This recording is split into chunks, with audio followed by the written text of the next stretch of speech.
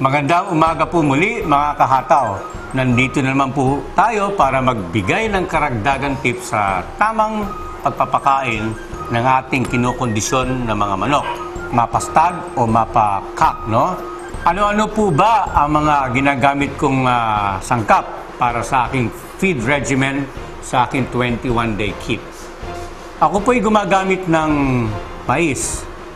Whole corn po kung tawagin po natin, no? At ito'y kasing liit po ng ginagamit nating pangkalapate. Ako hindi gumagamit po ng popcorn. Tandaan nyo, napakahirap po yan tunawin na manok.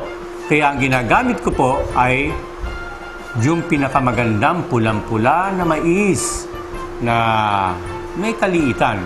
Pagdating naman po sa trigo ay mas pine-prefer ko po na kunin yung brown trigo o sa Amerika nga, ang tawag nila dyan ay red wheat, no? Dito sa atin, brown trigo kung tawagin. Kasi kumpara sa puti, I get a better droppings, no? Out of the brown trigo compared to the white trigo. Mas maganda digestibility at mas maganda magpalapad ng dibdib ang trigong pula. Sa Jackie Oats, ang pinakamaganda po ay yung regular po ang haba. Kasi pagka natin pinag-usapan po ang ordinary oats, ito yung pinakamahaba at matulis po yan. At katumbas din po yan ng whole oats kung tawagin na nabibili natin sa poultry supply, na ito po nakakapag-cause ng cancer o sampaga sa manok. Dahil pagka natusok po ang kanilang ngala-ngala, ay maaari pong magkaroon ng bacterial invasion po dyan. Kaya pinakamaganda pong gamitin ay yung Jackie Oats. Ngayon, pagdating po sa oat groats, pinipili ko po yung pinakamaganda. Dahil sa lahat po ng grains, yan po ang pinakamalambot at pinakamabilis mabulok at binubukbok. Kaya piliin niyo lang po yung bumbu at hindi mapulbos na oat groats. Ngayon, pagdating po sa pellets, we have to be consistent with the brand, no? Kung yan ay sinimulan nyo ng ganitong klase, we have to be consistent pagdating po doon sa brand na ginagamit po natin. Kung sinimulan nyo po sa ganitong klaseng produkto, yan din po ang pantapos ninyo dahil tandaan ninyo, meron po silang panlasa. At pagka nagpabago-bago kayo po niyan, ay maaaring hindi po ubusin at hindi tukain kung binago nyo po ang conditioning pellets ninyo. At dinadagdagan ko po yan ng fresh milk. Well, ito po masasabi ko po pagdating sa milk. Chickens don't have the mechanism to break down the protein part of the milk. Ngayon, kung tatanungin nyo ako, bakit ko ba binibigay ang gatas? Ang binibigay ko po ay liquid form dahil ang importante sa akin doon ay hindi yung protein part of the milk but the moisture that it gives to the rooster. Ngayon po ako ay nagbibigay din po ng dextrose powder. At ito, tandaan nyo, ay binibigay ko lang tuwing umaga. At dinadagdagan ko po yan ng wheat germ meal na inahalo ko po sa umaga, pati sa hapon. Ngayon po ay papakita ko po sa inyo kung paano ako magtimpla. Unang-una ko pong ginagawa ay meron po akong sariling takalan. So, itong aking mixture, pagka sinabi ko pong 30%, I do it not 30 grams o 30 kilos o sabihin natin 30 when it comes to weight. I do it part by part and not according to weight. Tandaan niyo po yan. Ngayon, pagka sinabi ko po 30% corn, ako po'y naghahalo ng 30% corn.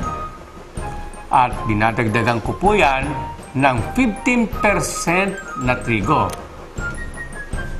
At pagkatapos po niyan ay binibigyan ko po ng 10% lang po ng Jackie Oats. Kailangan nakababad po yan.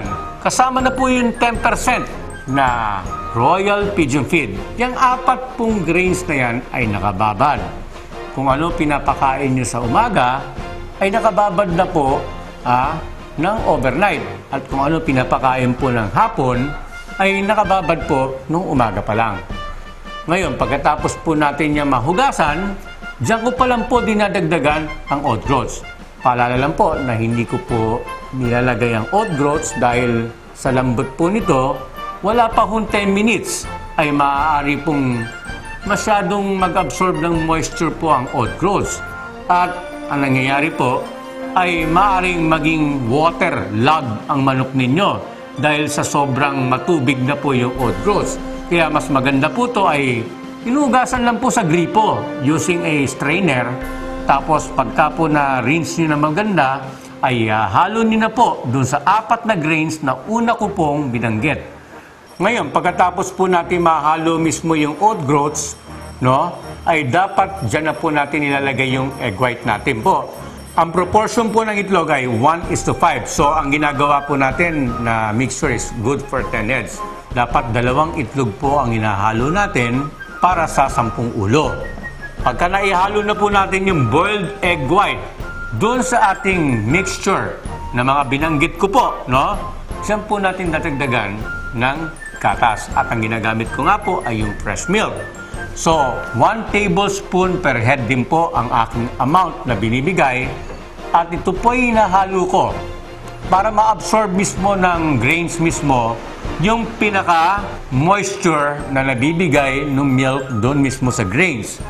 At pagkatapos po nitong paghahalo na to, at sabihin na natin ang feeding time mo ay 7 o'clock in the morning o 4 o'clock in the afternoon, 2 beses natin pinapakain po sila, tandaan nyo, importante po ay 5 minutes bago po patukayin ang ating manok, ay doon nyo pa lang po ihahalo ang conditioning pellets. Bakit po ganon? Dahil po ayoko pong maging malagsak ang pagkain nila. Dahil pagka nyo po nilagay ng 30 minutos na ang pellets, ay sigurado durog na po pagka kinain po ng inyong mga manok. Tandaan nyo po na kung ito mismo ang regimen na gusto nyo na pong sundin, ay ang payo ko lang po ay dahan-dahan nyo pong i-adapt ito. Kasi kailangan po itong masanay muna manok. Dahil kung binago nyo kagad ng bigla-bigla ang ganitong klaseng, at inintroduce po itong ganitong klaseng timplada, ay maaaring hindi po ito kain agad dahil siyempre may panlasa po ang ating mga manok. At kailangan po may 4 days of adjustment period para masiguro natin na tukain ng mabuti ng ating mga kinokondisyon manok. Ngayon, pagdating po sa pre-con, no, iba itong conditioning Itong sinasabi ko po ay tungkol sa conditioning. Sa pre-con, dyan nyo na po ibigay lahat ng klaseng suplemento. Magbigay po kayo ng dog food, magbigay po kayo ng mga boiled liver or boiled ground beef. Lahat po yan, hindi po masama binibigay. Pati sa grains, kung gusto nyo po magdagdag ng sunflower seed, o kung anumang klaseng grains na gusto nyo pang introduce, tapilan o munggo, lahat po yan, iasintan nyo po at iposisyon nyo sa pre-con. Pero pagdating po sa conditioning, gusto ko po ay simpleng-simple lang po para ang kanilang droppings, ito ulitin ko po, para po magkaroon ng uniformity ang droppings po ng inyong manok para malalaman nyo kung sino yung na-off na manok dahil walang pagsisimulan ng masamang droppings kung ang pinapakain nyo from day 1, ganun na ang kanyang droppings, walang reason para magbago ang kanyang dumi o ipot pagdating sa araw ng laban. Ayan po mga kakataw, sana po ay nakatulong po sa inyo yung feeding regimen na pinamahagi ko po sa inyong linggong to. Ito po si Dr. Teddy Tanciaco ng TJT Cooking Academy na nagsasabi sa inyo, ang manok mo, sagot ko.